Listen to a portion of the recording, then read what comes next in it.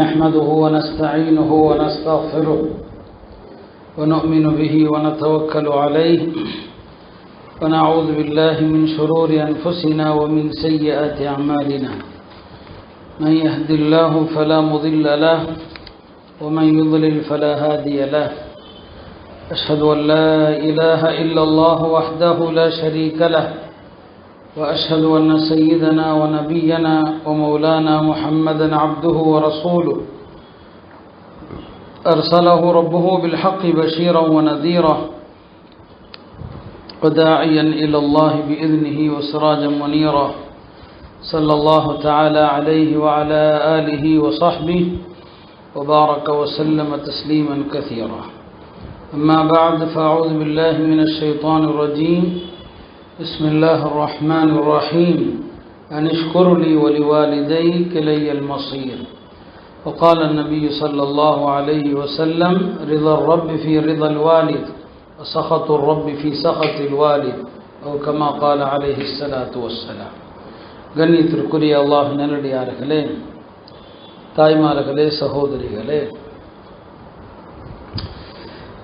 அல்லாஹ் நம் மீதான கடமைகளை இரண்டு விதமாக ஆக்கியிருக்கிறான். அவனுக்கு செய்ய வேண்டிய கடமைகள், மனிதர்களுக்கு செய்ய வேண்டிய கடமைகள் என்று அல்லாஹ் நம் மீதான கடமைகளை இரண்டு வகையாக பிரிக்கிறான். அல்லாஹ்வுக்கு செய்ய வேண்டிய கடமைகளை ஹுகூக்குல்லா என்று சொல்லப்படும். மனிதர்களுக்கு செய்ய வேண்டிய கடமைகளை ஹுகூக்குல் இபாத் என்று சொல்லப்படும். இந்த ரெண்டு விஷயத்திலையும் நமக்கு மார்க்க அறிவும் ஞானமும் தேவைப்படுகிறது. அல்லாஹ்வுடைய கடமைகளில் நமக்கு ஏற்படுகிற குறைபாடுகள், அவற்றை அல்லாஹ் நாடினால் மன்னிக்கலாம், அல்லாஹ் நாடினால் அதற்கு தண்டனை கொடுக்கலாம்.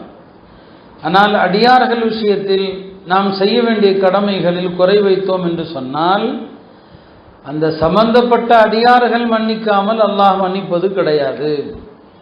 எனவேதான் நபி ஸல்லல்லாஹு அலைஹி வஸல்லம் அவர்கள் மனிதர்கள் விஷயத்திலே நாம் யாரோடு எப்படி நடக்க வேண்டும் என்பது குறித்து நமக்கு மிக விரிவாக, மிக விளக்கமாக அறிவுரைகள், போதனைகள் செஞ்சிருக்கிறார். அந்த வகையிலே மனிதர்களுடைய அந்த உரிமைகள் என்ன, யாராருக்கு நாம் என்னவெல்லாம் பணிவிடை செய்ய கடமைப்பட்டிருக்கிறோம் என்பதைத்தான் இன்றைய பயானிலே சொல்ல விரும்புகிறோம். தாய் தந்தையருடைய உரிமைகள். இங்கு வந்திருக்கக்கூடிய சகோதரிகள், தாய்மார்கள், நீங்களும் பிள்ளைகளுக்கு தாய்மார்களாக இருக்கலாம். உங்களுடைய தாய் தந்தையரும் ஹயாத்தாக இருக்கலாம். பல பெண்கள் நினைக்கிறாங்க, திருமணமாகி கணவரோடு போயிட்டோன்னு சொன்னால் நம்முடைய தாய் தந்தையருக்கான உரிமைகள் இல்லை என்று நினைத்து கொண்டிருக்கிறோம். பெற்றோர்களுடைய விஷயம், சொந்த பந்தங்களுடைய விஷயம் எல்லாம் இன்றைய காலத்திலே மிக மிக கவனிக்கப்படாத, பின்பற்றப்படாத ஒன்றாக ஆகிவிட்டது. எனவேதான் நாம் அந்த விஷயங்களை எல்லாம் இப்போது நினைவுபடுத்த விரும்புகிறோம். அருமையானவர்களே, மனிதர்களில் அல்லாஹ்வுடைய கடமைக்கு பின் நாம் மிக மிக கவனமாக கையாள வேண்டிய கடமைகள் பெற்றோருடைய கடமைகள். அல்லாஹ் திருமறையிலே பல இடங்களில் அவனுக்கு இணை வைக்கக்கூடாது என்ற சட்டத்தை சொன்ன பிறகு அடுத்து தொடர்ச்சியாக சொல்வான், வபில் வாலிதைனி இஹ்சானா, பெற்றோர்களுக்கு நீங்கள் உபகாரமாக நடந்து கொள்ளுங்கள் என்று. சூரா லுக்மானிலே அல்லாஹ் சொல்வான், அனிஷ்குர்லி ஒலிவாலிதைக்க, எனக்கு நன்றி செலுத்து, உன் பெற்றோருக்கும் நன்றி செலுத்து. அல்லாஹ் தனக்கு நன்றி செலுத்துவது குறித்து சொன்ன அடுத்த வார்த்தை என்ன சொல்றான்? பெற்றோர்களுக்கு நன்றி செலுத்துங்கள். அப்படியானால் இந்த உலகத்திலே நாம் அதிகம் நன்றி செலுத்த கடமைப்பட்டவர்கள் நம்முடைய தாய் தந்தையர்கள் தான். உலகத்தில் மற்ற யார் நமக்கு என்ன உதவிகள் செஞ்சிருந்தாலும் அதுக்கெல்லாம் நாம் ஈடு செய்ய முடியும். ஆனால் நாம் ஈடே செய்ய முடியாத உபகாரத்திற்குரியவர்கள் நம்முடைய தாயும் தந்தையும் தான். அந்த இருவருக்கும் நாம் என்ன செஞ்சாலும் சரி, பெருமானார் சொன்னாங்க, லா யஜ்தி வலதுன் வாலிதஹு, ஒரு பிள்ளை தன்னுடைய தந்தைக்கு உபகாரம் செய்து ஈடே செய்ய முடியாதுன்னு சொன்னாங்க. நம்முடைய சகோதரர்கள் உதவி செஞ்சா நாம் அதுக்கு ஒரு கட்டத்தில் பிரதியா ஏதாவது செஞ்சிடலாம். நம்முடைய நண்பர்கள் உதவி செஞ்சா நாம் ஒரு கட்டத்தில் அதுக்கு ஏதாவது ஈடு பண்ணலாம், அதை விட சிறப்பாகவே பண்ணலாம். ஆனால் நீங்கள் என்ன செய்தாலும் ஈடு செய்ய முடியாத உபகாரம் என்பது உங்களுடைய தாய் தந்தையருடைய உபகாரம்தான். தாயினுடைய உபகாரம் அது ஒரு வகையிலே உன்னதமானது இல்லையா? அவங்க கருவில் சுமந்தது, பெற்றெடுத்தது, பாலூட்டியது, இதுக்கெல்லாம் ஈடா உலகத்தில் நீங்க என்ன கொடுக்க முடியும்? தந்தையினுடைய தியாகம் இல்லையா? குழந்தை பிறந்த நாளிலிருந்து அந்த தந்தையினுடைய கவலை எல்லாம் என்ன? இந்த பிள்ளைகளை எப்படி உருவாக்குவோம்? இந்த பிள்ளைகளுக்காகத்தானே தன்னுடைய ஊரை விட்டுட்டு தன்னுடைய சொந்தங்களை விட்டுட்டு எங்கோ போய் சிரமப்படுறான்னு சொன்னா யாருக்காக? இந்த பிள்ளைகளுக்காக தான். இந்த தியாகம், இந்த அர்ப்பணிப்பு தன்னுடைய உணவு நேரங்களை பொருட்படுத்துறதில்லை, மழைக்காலம் குளிர்காலத்தை பொருட்படுத்துறதில்லை, தன்னுடைய இளமையெல்லாம் இந்த குழந்தைகளுக்காகத்தான் ஒரு தந்தை அர்ப்பணிக்கிறார். இந்த அர்ப்பணத்திற்கு ஈடாக நீங்க என்ன செய்ய முடியும் அருமையானவர்களே? எனவே நம்முடைய தாய் தந்தையர் விஷயத்தில் ரொம்ப அக்கறை செலுத்தணும். தாயினுடைய உரிமை ரொம்ப அதிகம். உபகாரத்தில் தாயை முற்படுத்தணும், மரியாதையில் தந்தையை முற்படுத்த வேண்டும். அதை பற்றித்தான் நாம் சொல்லுவோம். பெருமானார் ஸல்லல்லாஹு அலைஹி வஸல்லம் அவர்கள் வாழ்ந்த காலத்தில் யமன் நாட்டில் ஒரு முஸ்லீம் இருந்தார். அவர் முஸ்லீம், ஆனால் அவர் பெருமானார் ஸல்லல்லாஹு அலைஹி வஸல்லம் அவங்கள சந்திக்கல.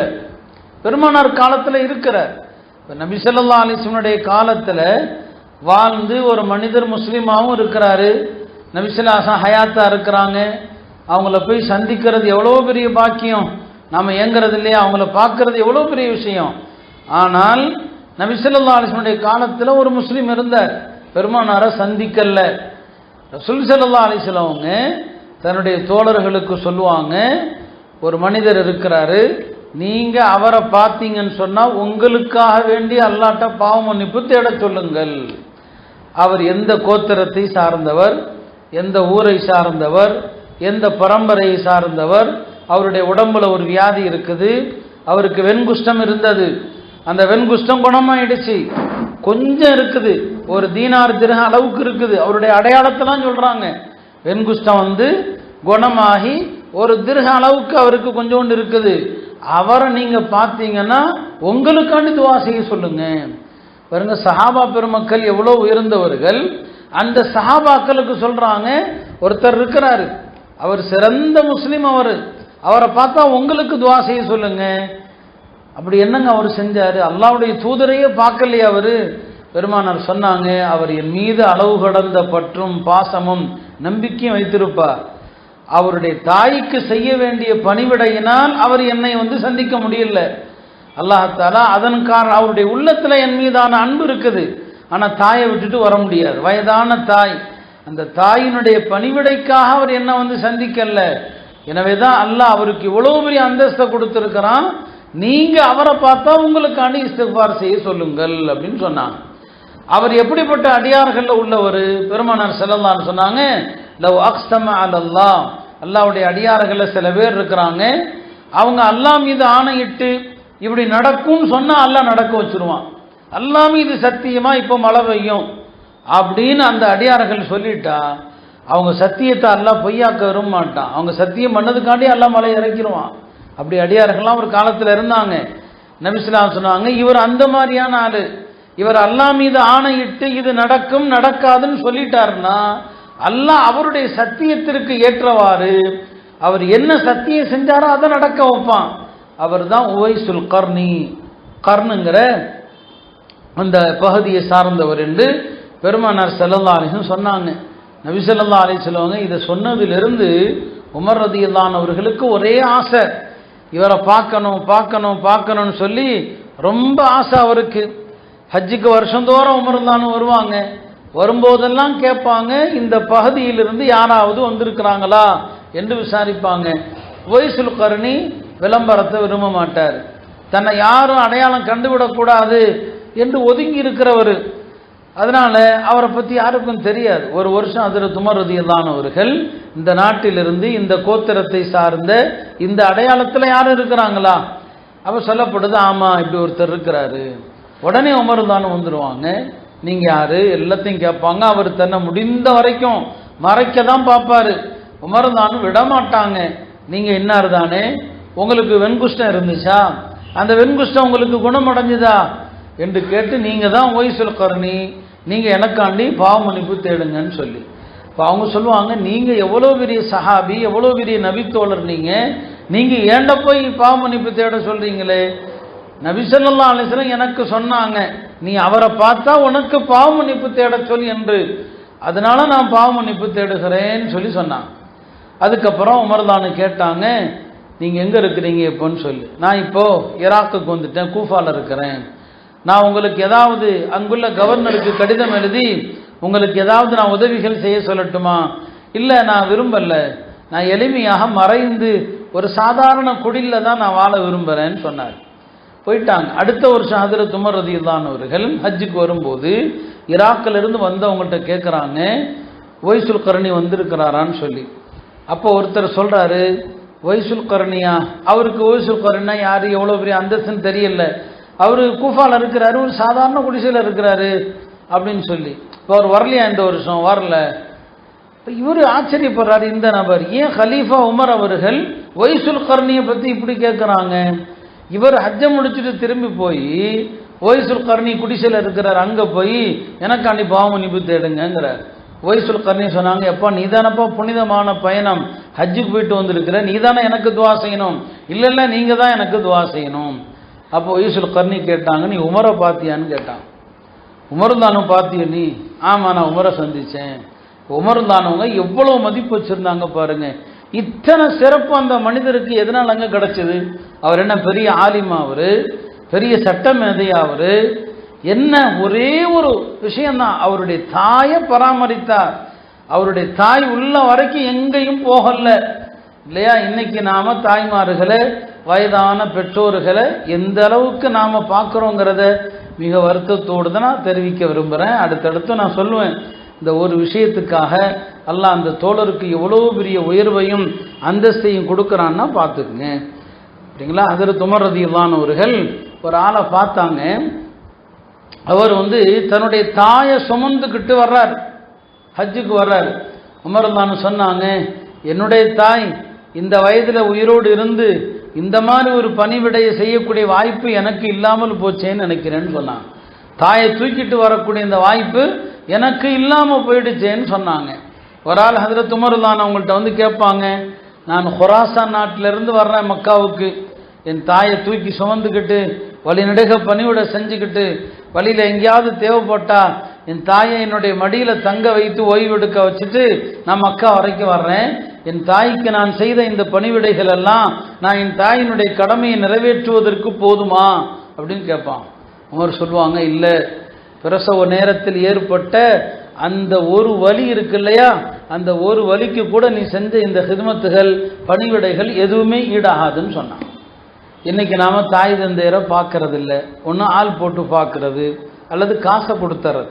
வயசான காலத்தில் நம்ம கூட வச்சுருக்கணும், ஒரு தனி வீடு, வாடகை வீடோ அல்லது ஏதோ வீடோ மாதம் மாதம் அம்மாவுக்கு காசு கொடுத்துறது. ரொம்ப பேர் அதை பெருமையாக சொல்லுவான், நான் காசு கொடுத்துறேன் எங்கள் அம்மாவுக்கு.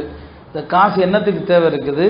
வயதான காலத்தில் அவங்களுக்கு தேவை அரவணைப்பு தேவை இல்லையா? பெற்ற பிள்ளைகளோடு இருக்கணும், பேரம் பேத்திகளோடு இருக்கணும். இந்த அரவணைப்புக்கு முன்னால் நீங்கள் கொடுக்குற அந்த காசு அதுக்கு என்ன மதிப்பு மரியாதை இருக்குது? அருமையானவர்களை யோசிச்சு பாருங்க, இந்த தவறை செய்யாதீங்க.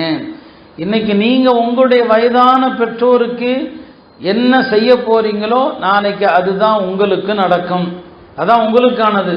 எனவே நீங்கள் இந்த பெற்றோர்கள் விஷயத்தில் ரொம்ப கவனமாக இருங்க. ஒரு சஹாபி பெருமானார் ஸல்லல்லாஹு அலைஹி வஸல்லம் அவங்கள்ட்ட சொல்றாரு, யார ரசூலல்லாஹ், நான் அல்லாஹ்வுடைய பாதையில் போகணும், நான் ஜிஹாதுக்கு போகணும், என் தாய் தந்தையர் வேண்டான்னு சொல்ல நான் வந்திருக்கிறேன், அவங்க ரெண்டு பேரும் அழுதுகிட்டே இருக்கிறாங்க, நான் உங்கள்கிட்ட வந்திருக்கிறேன்னு சொல்லி.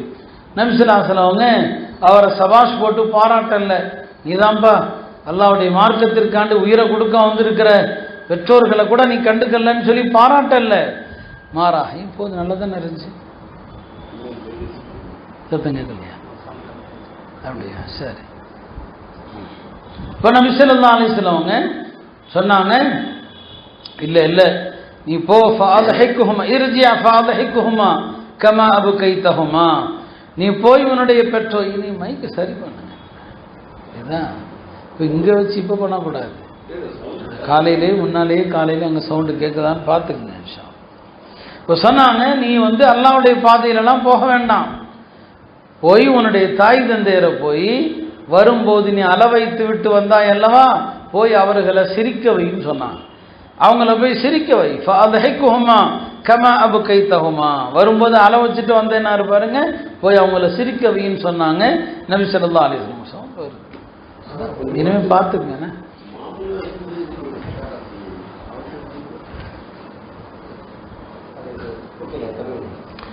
அருமையானவர்களே, இப்படி தாய் தந்தையர் விஷயத்தில் நபி ஸல்லல்லாஹு அலைஹி வஸல்லம் அவர்கள் இந்த அளவுக்கு நமக்கு வலியுறுத்தி இருக்கிறாங்க.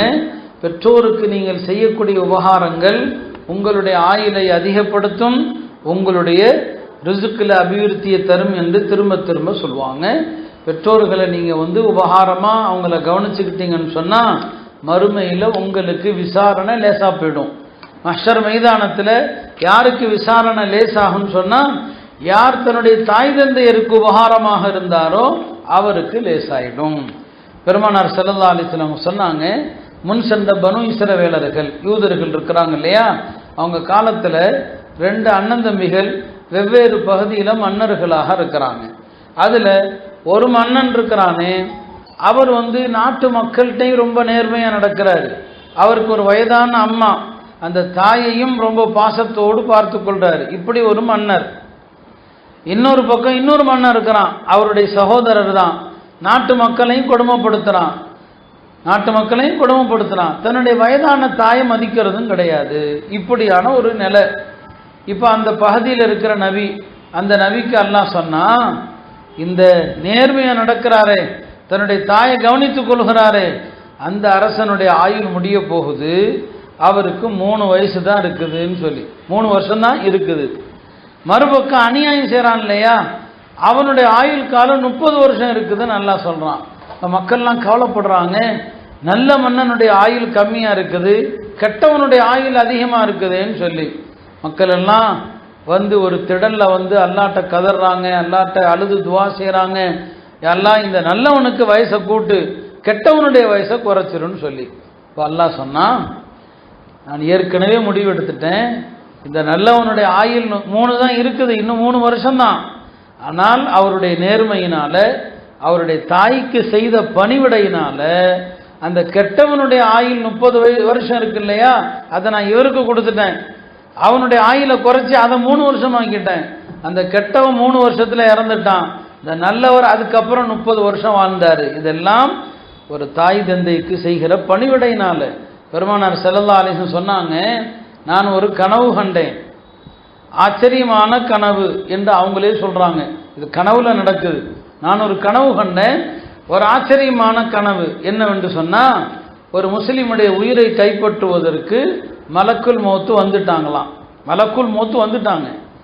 வந்த பிறகு அவர் உயிரை கைப்பற்றலான்னு சொன்னா, அவருடைய பெற்றோருக்கு செய்த அந்த சேவைகள் இருக்கு இல்லையா, அந்த அமல்கள் அவர்கிட்ட சொல்லுது, இந்த அடியான் தாய் தந்தையரை ரொம்ப கவனிச்ச அடியான், மலக்குல் மௌத்தே அவர் உயிரை வாங்காதீங்க, போயிருங்கன்னு சொல்லிச்சான். அவரும் போயிட்டார். இது பெருமானார் சொல்றது, வெறும் கதை அல்ல. அப்போ தாய் தந்தையரை கவனித்ததற்காக நீங்க அவருடைய ஆயுளை கைப்பற்ற வேண்டாம், அவருக்கு இன்னும் கொஞ்ச நாள் இருக்கட்டும் அப்படின்னு சொன்னதும் அவர் திரும்பி போயிட்டார். அல்லாட்ட போய் கேட்கிறார், யார சொல்ல, அல்லாட்ட போய் சொல்றார், எல்லாம் நான் அவர் உயிரை கைப்பற்ற போனேன், ஆனா அவர் தாய் தந்தையருக்கு செய்த உபகாரம் எல்லாம் இவர் உயிரை கைப்பற்ற வேண்டாம்னு சொல்லுது, நான் என்ன செய்யட்டும்? அல்லாஹ் சொன்னா, அதனுடைய பரிந்துரை ஏற்கப்பட வேண்டும். தாய் தந்தையருக்கு செய்த அமல்களுக்கு அல்லாஹ் உருவம் கொடுப்பான் ஆகிரத்தில் இல்லையா? அப்போ சொன்னா அல்லாஹ், ஆமா அதனுடைய பரிந்துரை ஏற்கப்படணும். அவர் பெற்றோருக்கு செய்த இந்த உபகாரத்தினால என்ன செய்யட்டும், நீங்க அவங்கள விட்டுருங்க, அவர் இன்னும் கொஞ்ச நாள் உலகத்தில் இருக்கட்டும்னு சொன்னாங்க. நீங்க தாய் தந்தையருக்கு செய்கிற பணிவிடைகள் உங்களுடைய ஆயுள்ல அதிகப்படுத்தும் என்பதை இந்த ஹதீஸ் நமக்கு தெரிவிக்கிறது. பெருமானார் ஸல்லல்லாஹு அலைஹி வஸல்லம் நமக்கு தெரியும், அவங்க கருவில் இருக்கும்போதே தந்தை இறந்தாங்க, 6 வயதுல தாய் இறந்தாங்க. அவங்க சொல்லுவாங்க நபி ஸல்லல்லாஹு அலைஹி வஸல்லம், ஒருவேளை என்னுடைய இந்த வயது வரைக்கும் என் தாய் உயிரோடு இருந்து நான் இஷா தொழுகைக்காக தொழுகை ஆரம்பித்து தக்பீர் கட்டி நான் சூரா ஃபாத்திஹா ஓதிக்கொண்டிருக்கையில் என் தாய் என்னை யா முஹம்மத் முஹம்மதேன்னு கூப்பிட்டால் நான் லப்பைக்குன்னு சொல்லி தொழுகையை விட்டுட்டு என் தாயினுடைய அழைப்பை ஏற்று வந்துடுவேன்னு சொன்னான். நான் தொழுகை ஆரம்பித்து ஓதிக்கொண்டிருக்கிறேன், என் அன்னை என்னை முஹம்மதை என்று கூப்பிட்டால் நான் ஓடி வந்துடுவேன்னு சொன்னான். அருமையானவர்களே, தாய் தந்தையரை அழைத்து அந்த அழைப்பு தொழுகையில் இருந்தாலும் மறுக்க மாட்டேன் என்பதைத்தான் நபி ஸல்லல்லாஹு அலைஹி வஸல்லம் உணர்த்துறாங்க. ஒரு சம்பவத்தையும் சொன்னாங்க, சஹீஹ் புகாரில் வருது. பனு இஸ்ராயல்களில் ஜுரைஜ் என்று ஒரு ஆபித், பெரிய வணக்கசாலி இருந்தார். அவர் தன்னுடைய வணக்க ஸ்தலத்தை விட்டு வெளியே வரவே மாட்டார், உள்ளே தான் இருப்பார். ஒரு நாள் அவருடைய அம்மா ஜுரைஜ்னு கூப்பிடுது. அவர் தொழுதுட்டு இருக்கிறார். என்னடா செய்யறது, தொழுகிறதா அம்மா கூப்பிட்றத கேட்கிறதா, தொழுகிறதா தாய் கூப்பிட்றத கேட்கிறதான்னு குழப்பம். அந்த அம்மா 2வது தடையும் கூப்பிடுது. அவர் குழப்பம், மனக்குழப்பம், தொழுகை விடுறதா இல்லையா. 3வது தடையும் கூப்பிடுது. அந்த அம்மாவுக்கு ஒரு கோபம் வந்துருச்சு, நான் கூப்பிட்டு என்னன்னு கேட்கலையே. உடனே அந்த அம்மா ஒரு துவா செஞ்சிருது. அந்த துவாலையும் கெட்ட துவா தான், வார்த்தையை கொஞ்சம் கவனமாக பயன்படுத்தி விடுகிறது. ஜுரைஜ், நான் அழைத்து நீ வரல, நீ கெட்ட பெண்கள் முகத்தில் முழிக்காமல் மரணிக்க மாட்டாய். அவர் மடத்திலே இருக்கிறவர், வெளியே வரமாட்டார். வெளியே வந்தால் தானே பெண்களை பார்க்கறது. அந்த அம்மா என்ன சொல்லிடுச்சு, நீ கெட்ட பெண்கள் முகத்தில் முழிக்காமல் நீ மூத்தாக மாட்டாய் அப்படின்னு சொல்லிடுச்சு. ஆனால் அந்த அம்மா அந்த நேரத்தில் நம்ம சொல்லக்கூடிய வார்த்தைகள் கவனமாக இருக்கணும். நீ தப்பு செய்வேன்னு சொல்லலை, கெட்ட பெண்கள் முகத்தில் நீ முழிப்பேன்னு சொல்லிட்டு அந்த அம்மா போயிடுச்சு. இதுக்கிடையில் அந்த அம்மாவுடைய அந்த துவா என்ன ஆகிப்போச்சு, கபூல் ஆகிப்போச்சு. ஒரு பெண்மணி தவறான நடத்தையுள்ள பெண்மணி இந்த ஆபித் வணக்கசாலியை தன்னுடைய தவறுக்கு இணங்குமாறு அழைக்கிறார். அவர் மறுத்துட்டார்.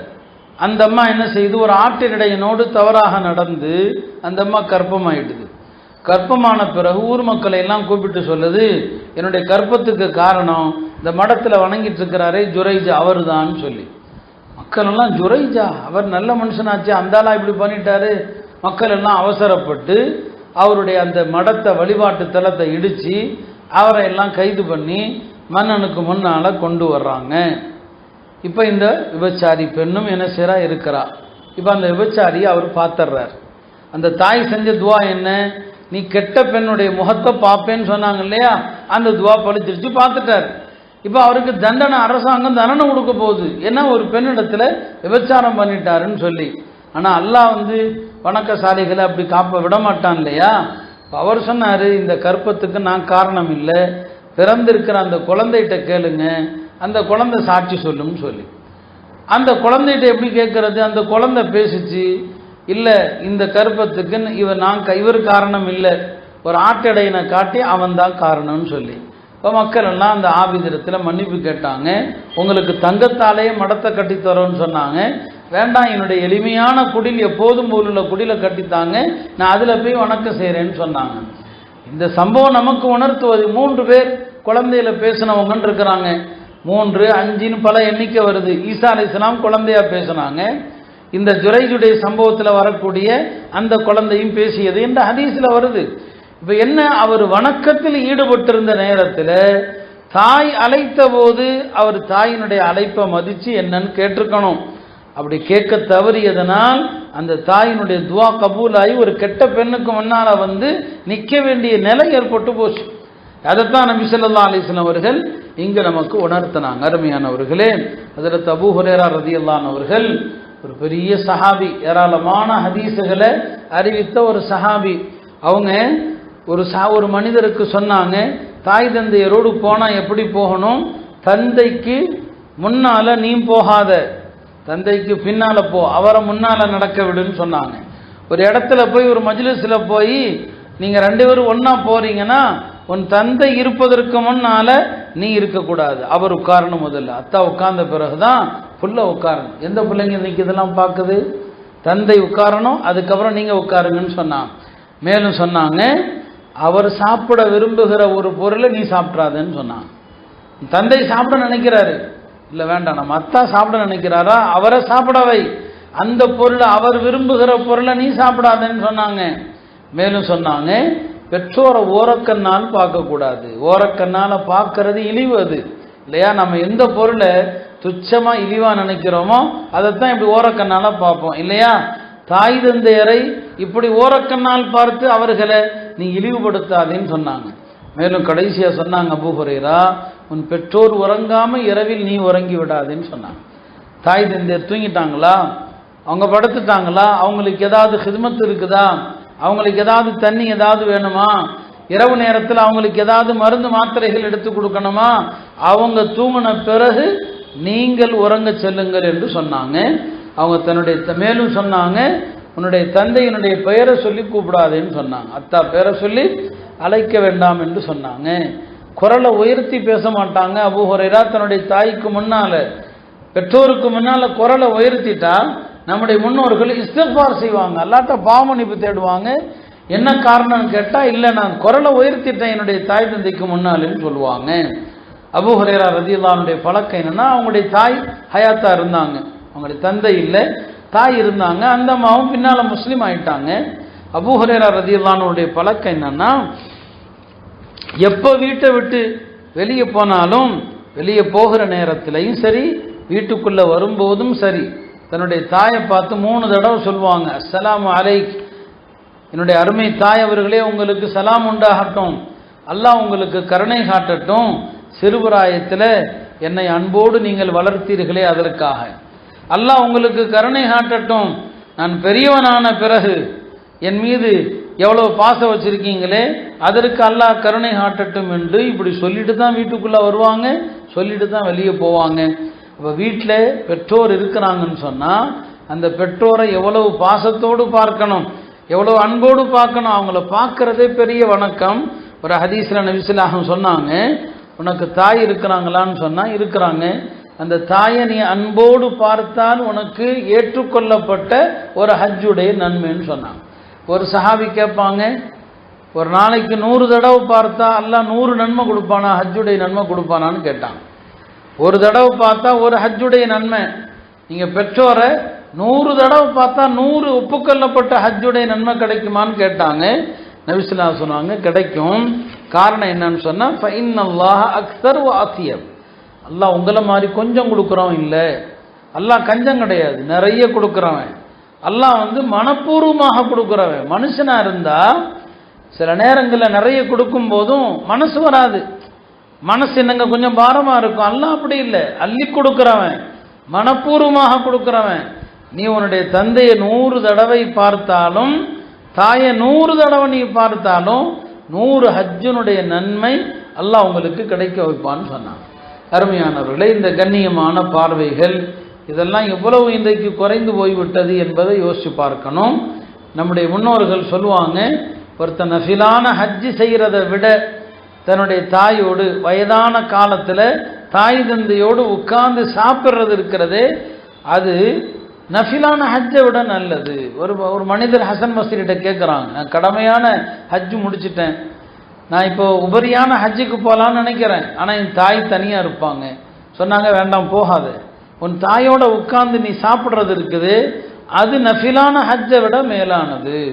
நம்ம வயதான தாய் தந்தையர் கூட உட்கார்ந்து சாப்பிட்றோமா, அந்த தாய் தந்தையரோடு உட்கார்ந்து பாசமா இப்படி செஞ்சு பாருங்க, அவங்க உள்ள எவ்வளவு சந்தோஷப்படும், எவ்வளவு மகிழ்ச்சி அடையும்.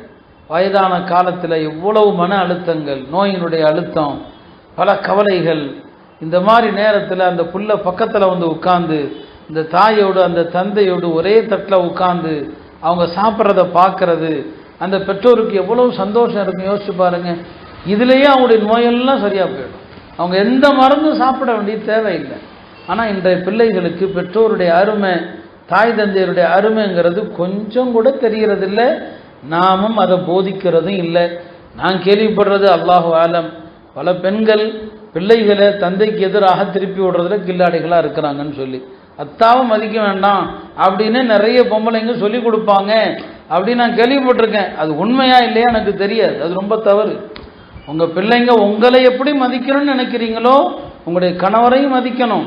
அவர் அந்த குழந்தைக்கு அவர் தந்தை, அந்த தந்தையை இழிவுபடுத்த நீங்கள் காரணமானா அந்த சாபம் உங்களையும் சேரும். ஏன்னா நபி ஸல்லல்லாஹு அலைஹி வஸல்லம் சொல்லுவாங்க, மல்ஊனும் மன் சப்ப அபாஹு, தந்தையை திட்டியவன் சபிக்கப்பட்டவன், தாயை திட்டியவன் சபிக்கப்பட்டவன் என்று பெருமானார் ஸல்லல்லாஹு அலைஹி வஸல்லம் சொல்லி இருக்கும்போது, நீங்கள் உங்களை மட்டும்தான் உங்கள் புள்ள கவனிக்கணும், இந்த தந்தையை கவனிக்கக்கூடாது. ஏன்னா பல குடும்பங்களுடைய நிலைமை என்ன, பணம் தான். அந்த பணங்கிறது வர்ற வரைக்கும் அவர் மீது மதிப்பு, அவர் வயசான காலத்தில் வீட்டோட உட்கார்ந்துட்டாருன்னா அவருக்கு மதிப்பு கிடையாது. இது மதிக்கப்படாமல் போகிறதுக்கு காரணம் அந்த மனைவியே காரணமாக இருக்கிறாங்கன்னு சொன்னால் அது எவ்வளோ பெரிய கைசேதம். அது என்ன பண மிஷினா? அவர் என்ன எடுக்கும் போதெல்லாம் ஏடிஎம்மில் கூட எப்போதுமே வராது, அங்கே கூட சில நேரம் வர்றதில்லை. வேற பண மிஷினா என்ன அந்த மனுஷன்? ஒரு கட்டத்துக்கு மேலே எல்லா மனிதர்களுக்கும் ஓய்வு தேவைப்படுது. அந்த ஓய்வு காலத்தில் அந்த பருவமடைந்த பிள்ளைகள் தான் அந்த தந்தையை கவனிக்கணுமே தவிர, அவர் மரணிக்கிற நொடி வரைக்கும் எங்கேயாவது உட்கார்ந்து சம்பாதித்து வேலை பார்க்கணும்னு நினைக்கிறது என்பது எவ்வளவு கொடூரமான சிந்தனை அது. எனவே இந்த தவற தாய்மார்களே அறவே செய்யாதீங்க. 2 பாவத்துக்கு நீங்கள் ஆளாயிடுவீங்க. ஒன்று கணவனை இழிவுபடுத்திய பாவம், பிள்ளைகளை தந்தையை விட்டும் பிரித்த பாவம். இந்த 2 பாவமும் ஹதீஸில் வரும். அக்பருல் கபாயிர் நபி ஸல்லல்லாஹு அலைஹி வஸல்லம் சொல்லுவாங்க, பெரும்பாவங்களில் பெரிய பாவம் இருக்குது. பெரும்பாவம் ஒரு லிஸ்ட் இருக்குது. அதுல பெரிய பாவம் என்ன தெரியுமா? உக்கூக்குல் வாலிதைன், தாய் தந்தையரை நோகடிக்கிறது, தாய் தந்தையரை இழிவுபடுத்துறது என்பது பெரிய பாவங்கள் எல்லாம் பெரிய பாவம் என்று நபி ஸல்லல்லாஹு அலைஹி வஸல்லம் சொன்னாங்க. ஒரு சஹாபி, யா ரசூலல்லாஹ், நான் அல்லாஹ்வுடைய பாதையில போறேன்னு சொல்லுவாங்க. உனக்கு பெற்றோர் இருக்கிறாங்களான்னு கேட்பாங்க. என்னுடைய அம்மா இருக்கிறாங்க. அப்படியா? போய் என்ன செய்? ஃபல்ஸம்ஹா, உன் தாயை பிடிச்சிக்க. ஃபஇன்ன ஃபீ ரிஜ்லைஹல் ஜன்னah, அந்த தாயுடைய பாதங்களில் சொர்க்கம் இருக்குது, போங்கன்னு சொன்னான். இமாம் ஷாஃபிஈ ரஹிமஹுல்லாஹ் அவர்கள் பெரிய மதுஹபுடைய இமாம். அவங்க உலகத்தில் பல கோடி மக்கள் அவங்கள பின்பற்றுறாங்க. அவங்க வாழ்ந்த காலத்தில் மக்கள் அவங்க மீது எவ்வளவோ அன்பும் பாசமும் வச்சுருப்பாங்கன்னா, அவங்க ஜும்மா தொழுகைக்கு வர்றாங்கன்னா அவங்கள பார்க்கறதுக்குன்னே ஒரு கூட்டம் நிற்கும், இமாம் வர்றாங்கன்னு சொல்லி. அந்த இமாம் ஷாஃபி அவர்கள் தினசரி பழக்கம், இஷா தொழுதுட்டா வீட்டுக்கு போயிடுவாங்க சீக்கிரம். இஷாவை தொழுதுட்டு சீக்கிரம் போய் தன்னுடைய தாயினுடைய பாதத்தை பிடித்து விடுவாங்க. அந்தம்மா கேட்பாங்க, மகனே நீ எவ்வளோ பெரிய சட்ட மேதை, மக்கள் உன் மீது எவ்வளோ அன்பு வச்சிருக்கிறாங்க, நீ எப்படி என் காலை பிடிக்கலாமான்னு சொல்லி. மக்கள் என் மீது அன்பு வைத்திருப்பதெல்லாம் இருக்கட்டும், என்னுடைய சொர்க்கம் உங்கள் காலில் தான் இருக்குதுன்னு சொல்லுவாங்க. என் சொர்க்கம் உங்கள் பாதத்தில் இருக்குது, உங்கள் பாதத்தை பிடிச்சாதான் நான் சொர்க்கம் போக முடியுமே தவிர, நான் பெரிய அறிஞன் என்பதனால, பெரிய சட்டமேதை என்பதனால எனக்கு சொர்க்கம் கிடைக்காது. உங்கள் பாதத்தை பிடிச்சாதான் எனக்கு சொர்க்கம் என்று இமாம் ஷாஃபி ரஹ்மத்துல்லாஹி அலைஹி சொன்னாங்க. ஒரு ஹதீஸில் பெருமானார் சொன்னாங்க, தன்னுடைய பெற்றோருடைய நெற்றியில் முத்தமிடுவது. இதெல்லாம் சில ஹதீஸுகளில் தாயின்னு வரும், சில ஹதீஸில் தந்தைன்னு வரும். கருத்து என்ன? 2 பேரும் தான். தன்னுடைய தாய் தந்தையருடைய நெற்றியில பிள்ளைகள் அன்போடு முத்தமிடுவது, இந்த முத்தம் நரகத்துக்கும் அவருக்கும் திரையாக அமையும் சொன்னான். இதெல்லாம் என்ன? பாசத்தை வெளிப்படுத்துறது தானே. இந்த மாதிரியான அன்பை இன்னைக்கு எங்க பிள்ளைகள் பெற்றோர் மீது காட்டுறாங்க? வயதான பெற்றோர்களிடத்துல நின்று நிதானமா முதல்ல பேசுறாங்களா? வயசான பெற்றோர்களிடத்துல என்ன ஏது அவ்வளவுதான், எல்லாம் ஒரு 2 நிமிஷம் சுகுல முடிச்சிடறது. அவங்கள்ட்ட உட்கார்ந்து பாசமா சொன்னாங்க, நெத்தியில முத்தமிட்டீங்கன்னு சொன்னா அது நரகத்துக்கும் உங்களுக்கும் இடையிலான ஒரு திரையாக அமையும் என்று பெருமானார் ஸல்லல்லாஹு அலைஹி வஸல்லம் சொன்னாங்க. ஒரு நாள் காலையில் நபி ஸல்லல்லாஹு அலைஹி வஸல்லம் காலையில் ஃபஜ்ர் தொழுது விட்டாலே அவங்க கண்ட கனவுகளை பற்றி சஹாபாக்கள்கிட்ட சொல்லுவாங்க. சஹாபாக்கள் கனவு கண்டா அதையும் கேட்பாங்க. ஒரு நாள் சொன்னாங்க, நேற்று இரவு நான் கனவுல சொர்க்கத்துக்கு போனேன். நபி ஸல்லல்லாஹு அலைஹி வஸல்லம் அவங்க கனவுல சொர்க்க நரகத்தை பல தடவை பார்த்துருக்குறாங்க. மேராஜில் பார்த்தது ஒரு பக்கம் இருந்தாலும் கனவுல அல்லாஹ், அவங்க நபிமாருடைய கனவும் நிஜம்தான், நம்ம கனவு மாதிரி கிடையாது. நம்ம கனவுல சைத்தானுடைய விளையாட்டுகள்லாம் இருக்கும். நபிமார்கள் கனவு கொண்டாங்கன்னா அது நிஜத்தில் பார்க்குற மாதிரி தான். அவங்க கனவுல சொர்க்கத்தை பார்த்தா நிஜத்தில் பார்க்குற மாதிரி சொன்னாங்க. நான் சொர்க்கத்தை பார்த்தேன், சொர்க்கத்தில் ஒருத்தர் ஒரு காரி குரான் ஓதிக்கிட்டு இருக்கிறார். இப்போ நான் கேட்ட மலக்குகள்கிட்ட இது யாருடைய குரல் என்று சொன்னாங்க. இவர் ஹாரிசா இப்னு நுஅமான், ஹாரிசா இப்னு நுஅமான்ங்கிற சஹாபி, அவர் தான் குரான் ஓதுறாரு. அவருடைய குரான் ஓதுகிற சத்தம் சொர்க்கத்தில் எப்படி கேட்டுச்சு சொன்னாங்க பெருமானார். கதாலிகல் பிர், அவர் தன்னுடைய தாய்க்கு உபகாரியாக இருந்தார், அந்த தாயினுடைய பணிவிடை தான் அவரை இந்த ஸ்தானத்திற்கு கொண்டு வந்திருக்கிறது சொன்னாங்க. பெற்றோருக்குரிய உபகாரம் ஒரு மனுஷனை எந்த அந்தஸ்தில் கொண்டு வந்து நிறுத்தும், இந்த சம்பவத்தை பார்த்துக்கன்னாங்க.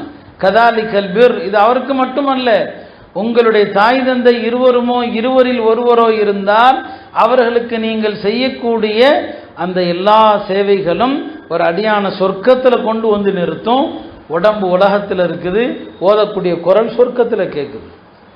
சொர்க்கத்தில் என்னங்க கேட்குது? அப்போ தாய் தந்தையருடைய நன்மை அவ்வளவு சிறந்தது இல்லையா? ஒரு சஹாபி வந்து சொல்லுவாங்க, யார சொல்லலாம், நான் வெளியூருக்காரன், உங்களை பற்றி சொன்னாங்க, நான் ஈமான் கொண்டுட்டேன், அல்லாஹ் ஒருவன் என்று, நீங்கள் அல்லாஹ்வுடைய தூதர் என்று, நான் ஐவேளை தொழுகிறேன், ரமலானில் நோன்பு வைக்கிறேன், என் பொருளுக்கான ஜக்காத்தை நான் கொடுத்துட்டு வர்றேன் அப்படின்னு சொன்னதும் பெருமானார் சொன்னாங்க, இந்த நிலையில் நீர் மரணித்தால் மறுமையில் நபிமார்கள், சித்தீக்குகள், சுஹதாக்களோடு எழுப்பப்படுவீர் அப்படின்னு சொல்லிட்டு கடைசியில் ஒரு புள்ளி வச்சிடறாங்க.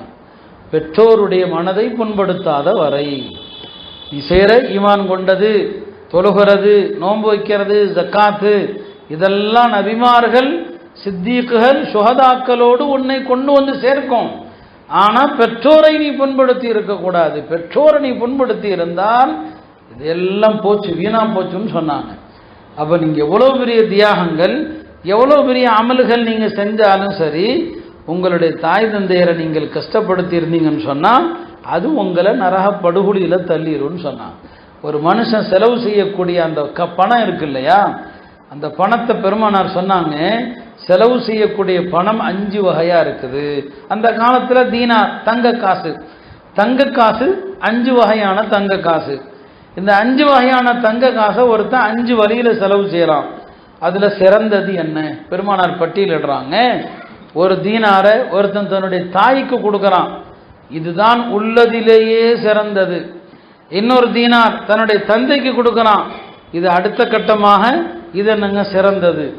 3வது தன்னுடைய மனைவி மக்களுக்கு கொடுக்குறான், இது அடுத்த நன்மையில் சிறந்தது. 4வது தன் குடும்பத்தில் உள்ள சொந்த பந்தங்களுக்கு கொடுக்குறான், இது 4வது அந்தஸ்தில் உள்ளது. அடுத்து சொன்னாங்க பாருங்க, நன்மையில் ஆக குறைஞ்சது என்ன தெரியுமா? ரொம்ப பேர் இன்னைக்கு தீனை தப்பா வழங்கி வச்சிருக்கிறான். நன்மையில் ரொம்ப கம்மி என்ன தெரியுமா? அல்லாஹ்வுடைய பாதையில் செலவு செய்யக்கூடிய தீனாருன்னா இன்னைக்கு குடும்பத்தை கவனிக்கிறது இல்லை, தப்பா விளங்குறாங்க, மார்க்கத்தை தவறா விளங்குறாங்க. இதை யார் எப்படி புரிஞ்சாலும் சரி, நன்மையில் ரொம்ப குறைஞ்சது அல்லாஹ்வுடைய பாதையில் கொடுக்குற தீனாருன்னா. இந்த ஹதீஸை நல்லா ஞாபகம் வச்சுக்கங்க. உங்களுடைய தாய்க்கு கொடுக்குற பணம், உங்களுடைய தந்தைக்கு கொடுக்குற பணம், மனைவிக்கு கொடுக்குற பணம், சொந்த பந்தங்களுக்கு கொடுக்குற பணம், இதான் வரிசை. நன்மையில் ஃபர்ஸ்ட் அது, அப்புறம் அது. கடைசியாக சொன்னாங்க மார்க்கத்திற்கு நல்ல விஷயங்களுக்கு கொடுக்கறதுக்கு 5வது அந்தஸ்து தான் இல்லையா? ஆனால் இன்னைக்கு குடும்பத்தை கவனிக்காம மார்க்கத்தை சில பேர் தவறா புரிந்து அவங்க மார்க்கத்துக்கு கெட்ட பெயரை ஏற்படுத்துறாங்க. அப்படி கிடையாது. பெருமானார் ஸல்லல்லாஹு அலைஹி வஸல்லம் அது அழுத்தம் திருத்தமா சொல்லுவாங்க. ஒரு வாலிபர் போறாரு, திடகாத்திரமான வாலிபர். மக்கள் சொன்னாங்க, இந்த வாலிபத்தை அல்லாஹ்வுடைய பாதையில் கொடுத்தா நல்லா இருக்குமேன்னு சொல்லி. பெருமானார் சொன்னாங்க, அவர் மனைவி மக்களுக்காண்டி உழைக்கிறதுக்கு போறாருன்னா அவரும் அல்லாஹ்வுடைய பாதையில் தான் இருக்கிறாரு. மனைவி மக்களுக்கு சம்பாதிக்கிறதும் அல்லாஹ்வுடைய பாதை அப்படிங்களா? அப்போ ரசூல் ஸல்லல்லாஹு அலைஹி வஸல்லம் பெற்றோருக்கு கொடுக்கறத முதல் தரத்தில் என்ன செய்கிறாங்க, வைக்கிறாங்க. அருமையானவர்களே, அந்த காலத்தில் தாபியின்கள், சஹாபாக்கள் எல்லாம் பெற்றோர்கள் வயதாகி பார்வை போய் நடக்க முடியலன்னு சொன்னால் அவங்களே சேவைகள் செய்வாங்க. பெற்றோரை குளிக்க வைப்பாங்க, அவங்கள பாத்ரூமுக்கு தூக்கிட்டு போவாங்க, அவங்கள குளிக்க வைப்பாங்க, எல்லாம் அவங்களே செய்வாங்க.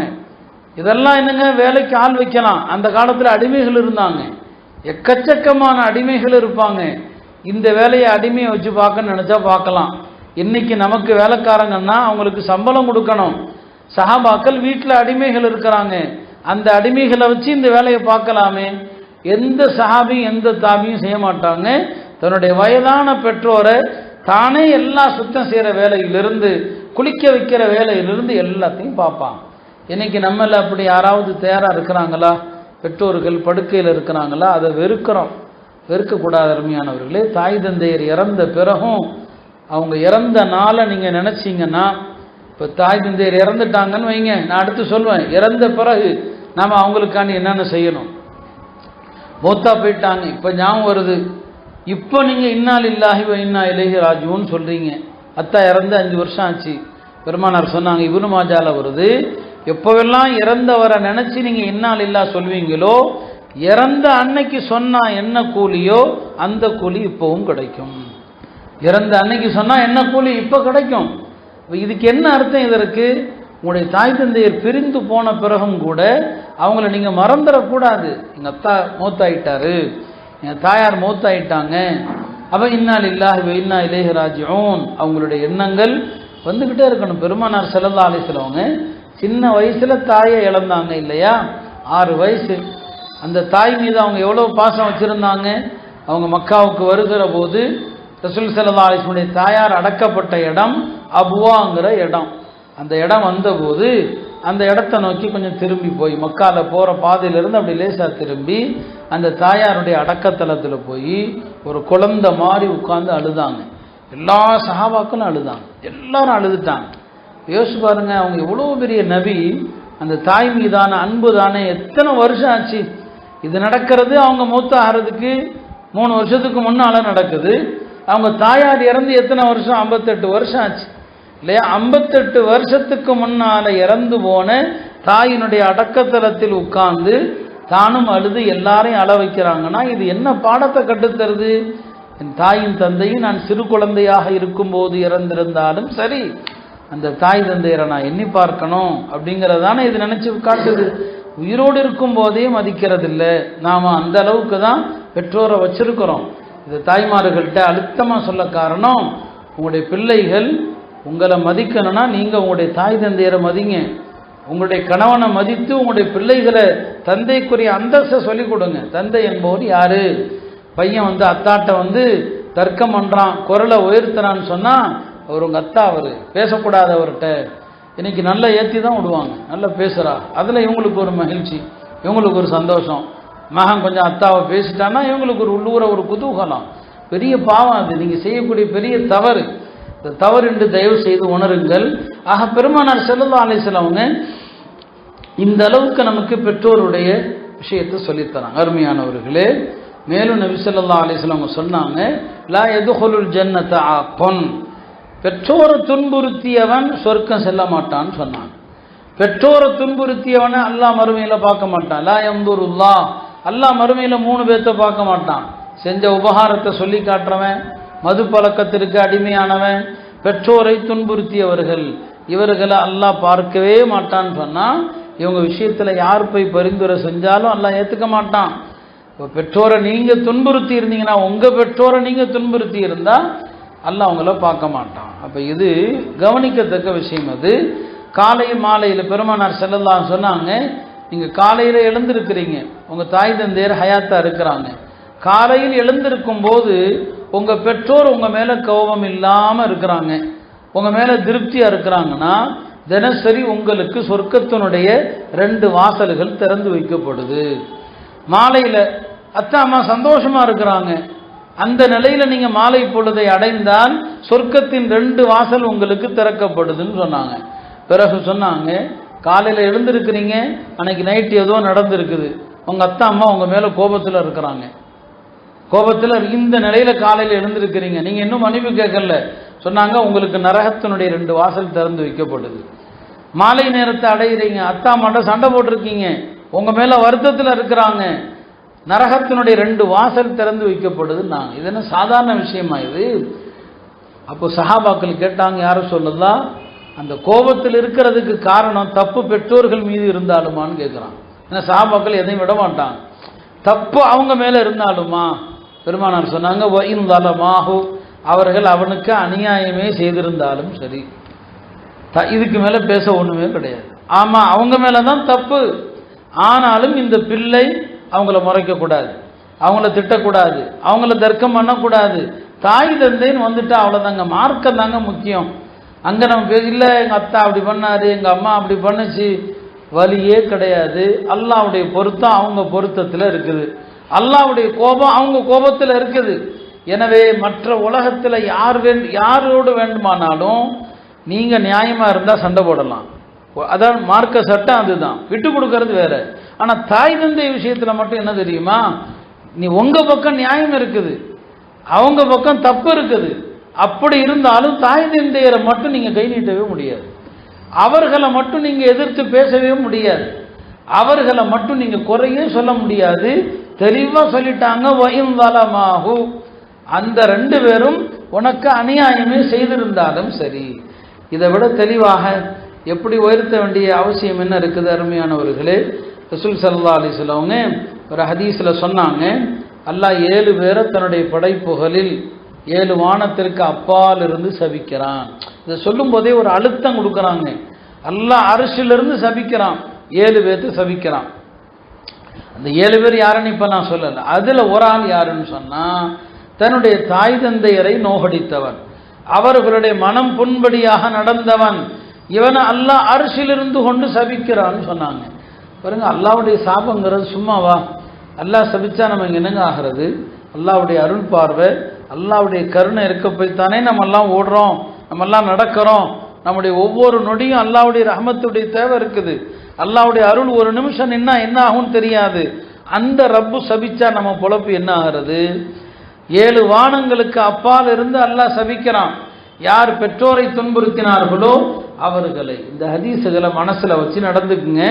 பெருமானார் ஸல்லல்லாஹு அலைஹி வஸல்லம் சொன்னாங்க, ஒரு மனிதன் பெற்றோரை துன்புறுத்திய நிலையில மூத்தா போயிட்டான், அல்லாஹ்வை சந்திக்க பெற்றோரை துன்புறுத்தி கொண்டே இருக்கிறான். அல்லாஹ் அவனை பார்த்து சொல்வானா, அல்லாஹ் சொல்றானா மலக்குகளை வச்சு அல்லாஹ் சொல்ல வைப்பான், நீ என்ன அமல் செஞ்சாலும் சரி, தொழு நோன்பு வை, என்ன வேணாலும் பண்ணு, பெற்றோரை துன்புறுத்திய நிலையில் நீ எந்த அமல் செஞ்சாலும் உன்னை மன்னிக்க மாட்டேன்னு சொல்லிடுவான். இதுக்கு மாற்றமாக ஒருவர் பெற்றோருக்கு உபகாரியா இருக்கிறாரு, அல்லாஹ் அவருக்கு என்ன சொல்லுவான்னு சொன்னா, நீ என்ன தப்பு பண்ணாலும் நான் உன்னை மன்னிச்சிருவேன்னு சொல்லி. அப்போ 2 பக்கம் பாருங்க. பெற்றோருடைய இதுக்கு அர்த்தம் அவன் என்ன தப்பு பண்ணாலும்னா எந்த தப்புனாலும் பண்ணுவாங்கிற அர்த்தம் இல்லை. பெற்றோருக்கு உபகாரம் செய்யறதுனால பல பாவத்தை விட்டு அல்லாஹ் பாதுகாத்துருவான், அது வேறு பக்கம். ஆனால் அல்லாஹ் சொல்லக்கூடிய வார்த்தை என்ன? பெற்றோரை மதிக்காதவன் நீ என்ன வேணாலும் அமல் செய், உனக்கு மன்னிப்பு கிடையாது. பெற்றோருக்கு உபகாரம் செய்யறவன் அவருக்கு சொல்லப்படும், நீ என்ன தவறு செய்தாலும் உன் பாவத்தை நான் மன்னிச்சிருவேன். ஆக இதெல்லாம் ரசூல் ஸல்லல்லாஹு அலைஹி வஸல்லம் அவர்கள் எவ்வளவு கடுமையாக சொல்றாங்க. அல்லாஹ் தஆலா மூசா அலைஹிஸ்ஸலாமை பார்த்து சொன்னானா, பெருமானார் ஸல்லல்லாஹு அலைஹி வஸல்லம் சஹாபாக்கள் சொல்றாங்க, மூசா அலைஹிஸ்ஸலாமுக்கு அல்லாஹ் சொன்னானா, பெற்றோரை துன்புறுத்தியவன் தன்னுடைய பெற்றோரை பார்த்து சொன்ன ஒரு வார்த்தை அது என்னிடத்திலே ரொம்ப பயங்கரமானது அப்படின்னு அல்லாஹ் சொன்னானா.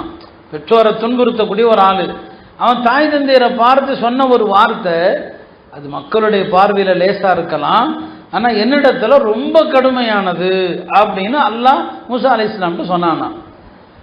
அது எந்த வார்த்தை அப்படின்னு மூசா அலைஹிஸ்ஸலாம் சொல்லல, பெருமானார் இடத்துல சஹாபாக்கள் கேட்குறாங்க, யார சொல்லலாம், அப்படி என்ன சொல்லிட்டான் அவன் சொன்ன வார்த்தை தான் என்ன? தாய் தந்தையரை பார்த்து அவன் சொல்லிட்டான் ஒரு வார்த்தை.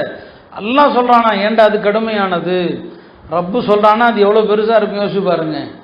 பெருமானார் சொன்னாங்க, அது வேற ஒன்றும் அல்ல, அத்தா அம்மா அழைத்த போது வர முடியாது அப்படின்னு சொல்லிட்டான் ஒருத்தன். தாய் தந்தையரை அழைத்த போது வர முடியாது அப்படின்னு சொல்லக்கூடிய இந்த வார்த்தையை தான் அல்லாஹ் சொன்னானா, அது என்கிட்ட ரொம்ப கடுமையானது. இல்லைங்களா? ஹதீஸ்ல வருது, அது லா லப்பைக். லா லப்பைக்குன்னா போங்க எனக்கு வேலை இருக்கு நான் வர முடியாது. அப்போ பெற்றோர் அழைக்க வர முடியாதுன்னு ஒருத்தன் சொல்லிட்டான், ரப்பிடத்துல அந்த வார்த்தை ரொம்ப கடுமையானது. இப்போ தாய் தந்தையர் கூப்பிடுறாங்கன்னு சொன்னால் அவங்கள்ட்ட பணிவாக, நான் என் வேலையை பார்க்க கொஞ்சம் அனுமதி கொடுங்க, வேலையை முடிச்சுட்டு நான் உங்களுக்கு வர்றேன் என்று அவங்கள்ட்ட கெஞ்சணுமே தவிர இப்போல்லாம் வர முடியாது அப்படி சொல்கிறோமா இல்லையா? சொல்லி இருக்கிறோமா இல்லையா? எத்தனை தடவை சொல்லி இருப்போம்? யோசிச்சு பாருங்க தாய்மார்களே. இந்த பாடங்கள் எல்லாம் பிள்ளைகளுக்கு உங்கள் மூலமாக தான் போக முடியும், நீங்கள் தான் சொல்ல முடியும். நீங்கள் சொன்னாலும் உங்கள் பிள்ளை கேட்கணும், உங்களுடைய கணவர் சொன்னாலும் உங்கள் பிள்ளை கேட்கணும். அப்போ இந்த பாடம் உங்கள் வழியாகத்தான் அவர்களுக்கு சொல்லப்படணும். அப்போ தாய் தந்தையரை பார்த்து சொன்ன ஒரு வார்த்தை தானே லா லப்பை, நான் வர முடியாது அப்படின்னு சொல்லிட்டா எவ்வளோ கடுமையாக இருக்கும். அல்லாஹ் அது எவ்வளோ பாவமாக்கிறதுனா, பெருமானார் காலத்தில் ஒரு வாலிபர், அவர் ஏதோ ஒரு வியாதியில் மூத்தாக போகிறார், சின்ன வயசில் மரணிக்கிற நிலைமையில் இருக்கிறார். அவருக்கு மக்கள் களிமா சொல்லி கொடுக்குறாங்க, எல்லா வார்த்தையும் வருது, களிமா வரமாட்டிருக்குது. பெருமானார் ஸல்லல்லாஹு அலைஹி வஸல்லம் அவங்க போனாங்க, அவங்களும் களிமா சொல்லி கொடுக்குறாங்க, அவர் வாயில் களிமா வரமாட்டிருக்கு. என்னப்பா என்னதான் செஞ்ச, களிமா வரமாட்டிருக்குது? யார சொல்லலாம், என் தாயை நான் கொஞ்சம் கோவப்படுத்திட்டேன். தாய் ஹயாத்தா இருக்கிறாங்களா? இருக்கிறாங்க. கூப்பிட்டு வர சொன்னாங்க, பாரு உன் மகன் இப்படி இருக்கிறான், உன் மகனை நீ மன்னிக்கல, நெருப்பில் போட்டு அல்லாஹ் வதை செய்வான். உன் மகனை நெருப்பில் போட்டு அல்லாஹ் துன்புறுத்துறதை நீ விரும்புறியா? நானே இப்போ களிமா சொல்லி கொடுத்தா கூட அவருக்கு களிமா வராது. நான் அல்லாட்ட பரிந்துரை செஞ்சா கூட அல்லாஹ் ஏற்றுக்க மாட்டான், நீ மன்னிக்கணும். உன் மகனுடைய நரகத்தை விரும்புறியான்னு சொல்லி, அந்தம்மா இல்லை யார சொல்லலாம், நான் என் மகனை மன்னிச்சிட்டேன் என்று சொன்ன பிறகு அவருக்கு களிமா வருது, அவர் களிமாவோடு மூத்த போகிறார். அருமையானவர்களே, அப்படியானால் நீங்கள் பெற்றோர்களை துன்புறுத்தி இருந்தீங்கன்னு சொன்னால் மௌத்துடைய நேரத்தில் கலிமா வராதுங்கிற இந்த எச்சரிக்கை எவ்வளவு கடுமையானது யோசிச்சு பாருங்க. பெற்றோருக்கு அவர்கள் இறந்துட்டாங்க, மௌத்தாயிட்டாங்க. மௌத்தான பிறகு நாம் அவர்களுக்கு செய்ய வேண்டிய கடமைகள் நிறைய இருக்குது. ஒரு சஹாபி கேட்குறாங்க, யாரை சொல்லலாம், என் தாய் தந்தையர் மூத்தா போயிட்டாங்க. மூத்தானதுக்கப்புறம் பல பேர் நினைக்கிறதே கிடையாது. நம்முடைய தாய் தந்தையரை நினச்சா நம்ம அழுகணும், ஒரு நிமிஷம் அவங்கள நினச்சி கண்ணீர் வடிக்கணும், எத்தனை வருஷம் ஆனாலும் சரி. இப்போ கேட்குறாங்க, யாரோ சொல்லதான் நான் என்ன செய்யணும்? பெருமானார் சொன்னாங்க, 4 விஷயம் இருக்குதுப்பா. ஒன்று, அவங்களுக்காண்டி துவா இஸ்திக்ஃபார் செய்யணும். தாய் தந்தையருக்காக துவா இஸ்திக்ஃபார் செஞ்சுக்கிட்டே இருக்கணும். உங்களுக்கு கேட்குற துவாவை விட இறந்து போன மன்னரைக்கு போன உங்கள் தாய் தந்தையருக்கு துவா கேட்டுக்கிட்டே இருக்கணும். உங்கள் பிள்ளை உங்களுக்கு துவா கேட்கும். அப்படிங்களா? ஹதீஸில் வருது இல்லையா, 3 விஷயம்தான் மனுஷன் மூத்தான பிறகு பலன் தருவது. அதில் ஒன்று, அவன் விட்டுட்டு போன நல்ல பிள்ளை அவனுக்காண்டி துவா செய்கிறான். அப்போ பெற்றோர்கள் அந்த மாதிரி பிள்ளைகளை உருவாக்கணும். இறந்து போன பிறகு மண்ணை அள்ளி போட்டாச்சு, முடிஞ்சு போச்சு. அம்மாவுடைய சொத்து இருக்குதா, அதை மட்டும் பார்ப்போம், அது தனி சட்டம், அது வேற. அந்த தாய் தந்தையருக்காண்டி துவா செய்யணும். 2வது சொன்னாங்க, அவர்களுடைய வசியத்துகளை நிறைவேற்ற வேண்டும்.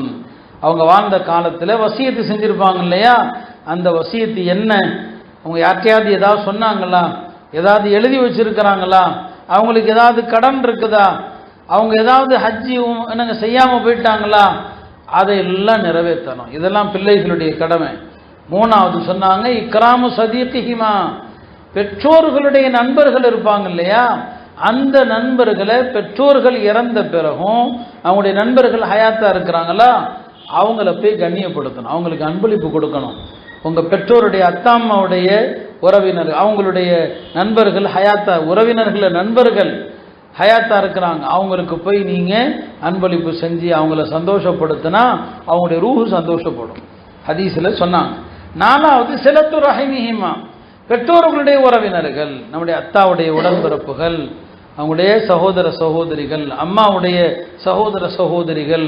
மார்க்கத்தில் அவங்க எல்லாருக்கும் ஒவ்வொரு அந்தஸ்து இருக்கு. அடுத்த பயான் அதுதான் இல்லையா, தாயோடு பிறந்த ஹாலா, ஹாலாவுடைய அந்தஸ்து என்ன? நபி ஸல்லல்லாஹு அலைஹி சொல்லுவாங்க, அல் ஹாலத்து பி மன்சிலத்தில் ஹாலாங்கிறவங்க தாய் மாதிரி.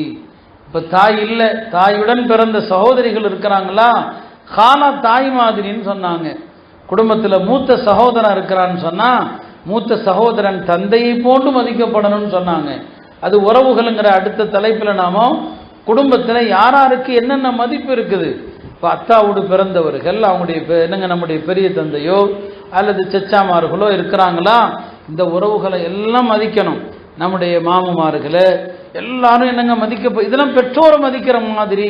இதெல்லாம் இறந்த பிறகு நீங்கள் தாய் தந்தையருக்கு செய்ய வேண்டியது.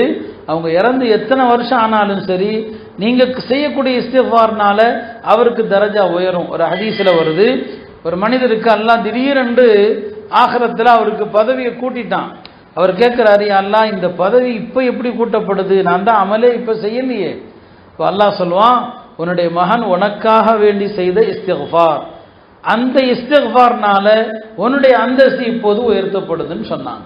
நாம் செய்யக்கூடிய துவாக்கள் நம்முடைய தாய் தந்தையருடைய பாவங்கள் மன்னிக்கப்பட காரணமாகலாம், அவங்களுடைய அந்தஸ்து உயர்த்தப்பட காரணமாகலாம், அவங்களுடைய மனசு குளிர்ச்சி அடையுது. எனவே இறந்த பிறகு அவர்களை மறந்து விடக்கூடாது. ஈசா அலைஹிஸ்ஸலாம் அவர்கள் ஒரு கபரை கடந்து போகிறாங்க. அந்த கபூரில் வேதனை நடக்குது. ஈசா அலைஹிஸ்ஸலாம் என்னவோ தெரியலையே போயிட்டாங்க. அப்புறம் ஒரு வருஷம் கழித்து அதே கபர் வழியாக போகிறாங்க. அந்த கபூரில் வேதனை இல்லை, நிறுத்தப்பட்டுடுச்சு. இப்போ அல்லாட்ட கேட்டாங்க, அல்லாஹ் நான் கடந்த வருஷம் இதே வழியாக போனேன், இந்த கபரில் உள்ள ஆளுக்கு துன்பம் நடந்துச்சு, இப்போ அவருக்கு வேதனை இல்லையே, என்ன காரணம்னு சொல்லி. இப்போ அல்லாஹ் சொன்னால், அவருடைய மகன் செய்த ஒரு அமல். அவருடைய மகன் ரோட்டில் போகிறப்போ கடந்த பாதையில் கடந்த மக்களுக்கு இடையூறு தரக்கூடிய பொருள்களை தூக்கி அப்படி அப்புறப்படுத்தினார். அப்புறப்படுத்தி விட்டு அந்த நன்மையை இந்த கபரில் இருக்கிற அவருடைய தந்தைக்காண்டி எத்தி வச்சு, எந்த நன்மையை எத்தி வைக்கலாம், குரான் ஓதி தான் எத்தி வைக்கணும்னு இல்லை. நம்முடைய இறந்து போனவர்களுக்கு குரான் ஓதி எத்தி வைக்கலாம். இமாம் அஹமதுகிட்ட கேட்டாங்க, தாய் தந்தை என்னுடைய தாய் இறந்துட்டாங்க, நான் என்ன செய்யட்டும்? அவங்க சொன்னாங்க, நீ செய்யக்கூடிய சதக்காவும் உன் தாயினுடைய நன்மையில் சேரும், பாதையில் கிடக்கிற பொருளை தூக்கி போட்டு யாரெல்லாம் இந்த நன்மை எங்கள் அம்மாவுக்கு கொடுத்துரு, அந்த நன்மை உங்கள் அம்மாவுக்கு போய் சேரும். இப்போ இங்கே சொன்னான்ல, அவர் பாதையில் கிடக்கிற ஒரு பொருளை அப்புறப்படுத்தி யாரெல்லாம் என் தந்தையின் என் நன்மையில் சேர்த்துருன்னு சொன்னார். நான் அவரை மன்னிச்சிட்டேன், தண்டனை நிறுத்திட்டேன்னு சொன்னான். எல்லா மனிதருக்கும் சாத்தியப்படக்கூடிய அமல்கள் தான் இது. அருமையானவர்களே, இப்படி பெற்றோர்களுடைய இந்த உபகாரத்தினால மனிதன் அடையக்கூடிய நலன்கள் அதிகம். பெற்றோரை மதிக்க தவறுனீங்க, அதனால் கிடைக்கக்கூடிய தண்டனை இருக்குது, அதுவும் ரொம்ப கடுமையானது. அப்படியானால் நம்முடைய தாய் தந்தையர் ஹயாத்தா இருக்கிறாங்களா, பெரிய பாக்கியம். அவங்க இருக்கிற வரைக்கும் நம்முடைய துவாக்கள் கபூல் ஆகும். அவங்கள்ட்ட மரியாதையாக நடந்து அவங்களுடைய துவாவை வாங்கி அவங்களுக்கு பணிவிட செஞ்சு அவங்களுடைய இயலாமையின் நேரத்தில் அவங்க மீது கருணப்பட்டு அவங்க மௌத்தாகணும்னு நினைக்கவே கூடாது. உமர் தான் உங்கள்கிட்ட ஒரு ஆள் வந்து சொன்னார், என்னுடைய தாய் எதுவுமே அவங்களால முடியாது, எல்லாத்துக்கும் நான் தான் அவங்கள தூக்கிட்டு போகணும், எல்லாத்துக்கும் நான் தான் அவங்கள தூக்கணும். என் தாய் சின்ன பிள்ளையில என்ன தூக்கி இருக்கிறாங்க, இப்போ நான் வயசான காலத்தில் அவங்கள தூக்குறேன், அதுக்கு இது சரியா போயிடுவான்னு கேட்டான். அதுக்கு இது சரியா போயிடுவான்னு சொல்லி உமர் சொன்னாங்க, இல்லை சரியாகாதுன்னு சொன்னாங்க. ஏன் அதில் உமர் அப்படி சொல்றீங்க சொன்னாங்க, சின்ன குழந்தையா நீ இருக்கும்போது உன் தாய் உன்னை சுமந்தாங்க. எந்த எண்ணத்தில், என் பிள்ளை நீண்ட நாள் ஹயாத்தா இருக்கணுங்கிற எண்ணத்தில் அந்தம்மா உன்னை சுமந்துச்சு வளர்த்துச்சு. இப்போ நீ உன் தாய்க்கு பணிவிட செய்கிற, ஆனால் உள்ளத்தில் எப்போ மூத்தா போகுங்கிற எண்ணத்தில் தான் செய்கிற. கஷ்டமாக இருக்குது, என்னைக்கு மூத்தா போகும், இதுதான் வித்தியாசம். அந்த அம்மா நீ இருக்கணும்னு நினச்சி செஞ்சுது, நீ இந்த அம்மா எப்போ மூத்தா போகும்னு நினச்சி செய்கிற. எப்படி ரெண்டும் சமமாக முடியும்? இதில் ஒரு யதார்த்தம் இருக்குது தானே செய்யுது. ரொம்ப காலம் இருந்துட்டா அப்படிதான் தோணும். அருமையானவர்களே, அவங்க மூத்த நினைக்கவே கூடாது. நம்ம வெளிப்படையில் சொல்லலாம், ஆனால் எல்லாம் என் தந்தை ரொம்ப கஷ்டப்படுறாரு, அவரை மூத்த கொடு அப்படின்னு சொல்ல முடியுமா? முடியாது. அவங்க படுக்கையில் கிடந்தாலுமே கூட அந்த தாயும் தந்தையும் இருக்கிற வரைக்கும் நமக்கு அருள் இருக்குது. அவங்க இருக்கிற ஒவ்வொரு நொடியும் அல்லாஹ்வுடைய உதவி நம்மோட இருக்குது. எனவே பரவாயில்லை, நான் கஷ்டப்பட்டு அவர்களை பார்த்தாலும் சரி, அதில் எனக்கு பொருளாதார செலவு இருக்குது, அவங்கள சிரமப்பட்டு கவனிக்கிறதுல என்னுடைய நேரங்கள் போகுது, ஆனாலும் என் தாயும் தந்தையும் இருக்க வேண்டும் என்பதான் என்னுடைய ஆசையை தவிர அவங்க மரணிக்க வேண்டும் என்று நினைக்கவே கூடாது. ஆனால் பேச்சில் நம்ம சொல்லுவோம், அவங்க கஷ்டப்படுறதை பார்க்க முடியல அப்படின்னு நம்ம சொல்கிறோம். இந்த வார்த்தை கூட வரக்கூடாது. அவங்க கஷ்டப்படுறதுங்கிறது நம்ம அது அல்லாஹ்வுக்கும் அவங்களுக்கும் இடையிலானது. நோயாளிகளை சில நேரங்களில் பார்க்கும்போது கஷ்டமாக தெரியும், ஆனால் அது அவங்களுக்கு அருளாக கூட இருக்கலாம். நோயாளிகளிடத்தில் மலக்குகள் வருவாங்க, சில நோயாளிகள் மலக்களை பார்க்கவும் செய்வாங்க. இம்ரான் இப்னு ஹுசைனுங்கிற சஹாபி 30 வருஷமாக வியாதியில் இருந்தார். அவரை சந்திக்க வர்றவங்கெல்லாம் சொல்லுவாங்க, எவ்வளோ பெரிய நபித்தோழர், நீங்கள் எவ்வளோ கஷ்டப்படுறீங்களேன்னு சொல்லி. அவங்க என்ன சொல்லுவாங்க தெரியுமா, உங்களுக்கு என்ன தெரியும், நான் அனுபவிக்கிற இன்பம், நான் கஷ்டப்படுறேன்னா, ஆனால் எனக்கு டெய்லி மலக்குகள் வந்து சலாம் சொல்கிறாங்க. இந்த நோய் குணமானால் அந்த பாக்கியம் எனக்கு கிடைக்குமா, இந்த நோயிலிருந்து குணமடைஞ்சால் எனக்கு அது கிடைக்குமா? இப்போ வயசான காலத்தில் தாய் தந்தையர் அவங்க எல்லாம் யாருக்கு தெரியும், அவங்க முன்னால் யார் வர்றாங்கன்னு யாருக்கு தெரியும்? அருமையானவர்களே, எனவே அவர்களுடைய மரணத்தை விரும்பவே கூடாது. அவங்க மௌத்தாயிட்டா நான் சொன்ன மாதிரி அவங்களுக்காண்டி இதை செய்யணும். இறந்து போன பிறகு அவங்களுடைய கபரை போய் ஆண்களை ஜியாரத்து செய்ய சொல்லணும். பெண்கள் கபர் ஜியாரத்துக்கு போக வேண்டாம், அது நல்லதில்லை, அது மார்க்கத்தில் அவ்வளோ விரும்பப்படலை, அது வேறு விஷயம். ஆண்களை ஜியாரத்துக்கு போக சொல்லுங்க, அவங்க தெரிந்ததை ஓத சொல்லுங்க, என்ன தெரியும் அதை ஓத சொல்லுங்க. இறந்து போனவர்களுக்காக சதக்காக்கள், சஹாபாக்கள் இறந்து போனவங்களுக்கு சதக்கா செய்வாங்க. சாது இப்னு உபாதா அவர்கள் நபி ஸல்லல்லாஹு அலைஹி வஸல்லம் வந்தாங்க, யா ரசூலல்லாஹ் என் தாய் திடீர்னு மூத்தா போயிட்டாங்க, என் தாய்க்காக நான் ஒரு சதக்கா செஞ்சால் அவங்களுக்கு பலன் தருமா? தாராளமாக செய். அவர் ஒரு தோட்டத்தை என்ன பண்ணார், தாய்க்காக வக்ஃப் பண்ணிட்டார் அவங்க பேரில், அவங்களுக்கு நன்மை சதக்கா ஜாரியா போயிட்டே இருக்கும். இப்படிதான் சஹாபாக்கள் தம்மிடம் உள்ள பெரிய சொத்தை வக்ஃப் செய்வாங்க. குர்ஆன் ஓதுவது மட்டுமல்ல, இறந்து போனவர்களுக்காக நன்மை தரக்கூடிய பல காரியங்கள் இருக்குது. அவங்க கபருக்கு போயிட்டே இருக்கிற மாதிரியான செயல்பாடுகள் இருக்குது. ஒரு பள்ளிவாசல்ல தேவையுள்ள பள்ளி, குர்ஆன் அதிகமாக இருக்கிற பள்ளியில் போய் மேலும் மேலும் குர்ஆனை சேர்க்கக்கூடாது. எங்கேயாவது ஒதுக்குப்புறமாக சில பள்ளிகள் இருக்கும், அந்த பள்ளியில் போய் ஏதாவது குர்ஆன் வாங்கி வைக்கிறது. மதரசாக்கள் இருக்குது, அந்த பிள்ளைங்க படித்து பயன்பெறுகிற நூல்களை வாங்கி வைக்கிறது. யாரெல்லாம் இதெல்லாம் இறந்து விட்ட என் தாய் தந்தையருடைய மண்ணறைக்கு சேர்ப்பித்தருள், அது கியாமத்து நாள் வரைக்கும் போயிட்டே இருக்கும். இப்படி அவங்க ஹயாத்தா உள்ள இருக்கும்போதும் சரி, அவங்க இறந்து விட்ட பிறகும் சரி, நாம் அந்த தாய் தந்தையருக்கு உபகாரியாக இருந்தால் நம்முடைய வாழ்க்கை இம்மையிலும் செழிக்கும், சிறப்பாகும், மறுமையிலும் சிறப்பாகும். இந்த இளைய பிள்ளைங்களுக்கு இதை சொல்லிக் கொடுங்க. தந்தையை மதிக்கணும், அத்தா முன்னால் மரியாதை இல்லாமல் பேசக்கூடாது, மரியாதை இல்லாமல் நடக்கக்கூடாது, தந்தைக்கு முன்னால் ஆடைகளை அப்படி தூக்கி லுங்கியை கட்டிட்டு நிற்கக்கூடாது. எவ்வளோ விஷயங்கள் நம்முடைய உலமாக்கள் சொன்னாங்க. நான் சொன்னேன் அத்தாவுக்கு முன்னால் நடக்கக்கூடாதுன்னு சொல்லி. அங்கே கூட உலமாக்கள் சொன்னாங்க பகல் நேரத்தில் நடக்கும்போது தந்தைக்கு பின்னால் நடக்கணுமா, இரவு நேரமாக இருந்தால் முன்னால் நடக்கணுமா. இரவு நேரத்தில் இருட்டு, ஏதாவது இடையூறு தரக்கூடிய பொருள் வந்தால் முதல்ல ஆபத்து வந்தால் எனக்கு வரட்டும், அதுக்கப்புறம் என் தந்தைக்கு வரட்டும், நான் அதை முதல்ல தடுத்துறேன். இப்படியெல்லாம் உலமாக்கள் நமக்கு ஒழுக்கங்களை சொல்லி கொடுத்தாங்க. எனவே அருமையான தாய்மார்களே, மார்க்கங்கிறது வெறும் வணக்கத்திற்கு மட்டும் பெயர் அல்ல. இந்த மனிதர்களுடனான கடமைகள் இருக்குது. அதில் பெரிய கடமை தாய் தந்தையருடைய கடமைகள் தான். உங்களுக்கு வயதான தாய் தந்தையர் இருந்தால் உங்களுடைய கணவருக்கு செய்ய வேண்டிய கடமைகள் போக கணவனுடைய அனுமதியோடு அந்த வயதான பெற்றோரை போய் பாருங்க. தினமுமோ ஒரு நாள் விட்டோ போய் பாருங்க. அவங்களுக்கு உங்களால் என்ன ஹிதமத் செய்ய முடியும் அந்த பணிவிடை செய்யுங்க. உங்கள் பிள்ளைகளுக்கு தெரியணும் நம்ம அம்மா அவங்க பெற்றோரை எவ்வளவு கவனிக்கிறாங்க. அப்போ நாளை உங்களுடைய பிள்ளைகள் உங்களை மதித்து நடக்கும். எல்லாம் அல்ல அல்லாஹ் நமது தாய் தந்தையரை ஹயாத்தாக இருக்கும் போதும் அவர்களுக்கு எல்லா வகையிலும் அவர்களது மனம் சந்தோஷம்படியான அமல்கள் செய்து அவங்களுடைய பொருத்தத்தை பெற்ற மக்களாக அல்லாஹ் ஆக்குவானாக. இறந்து விட்டிருந்தால் அவங்களுடைய இறப்புக்கு பிறகும் நாம் சொன்ன இந்த அமல்களை எல்லாம் கடைபிடிக்கிற வாய்ப்பை அல்லாஹ் தருவானாக. வஆகிரு தஅவானா அனில் ஹம்துலில்லாஹி ரப்பில் ஆலமீன்.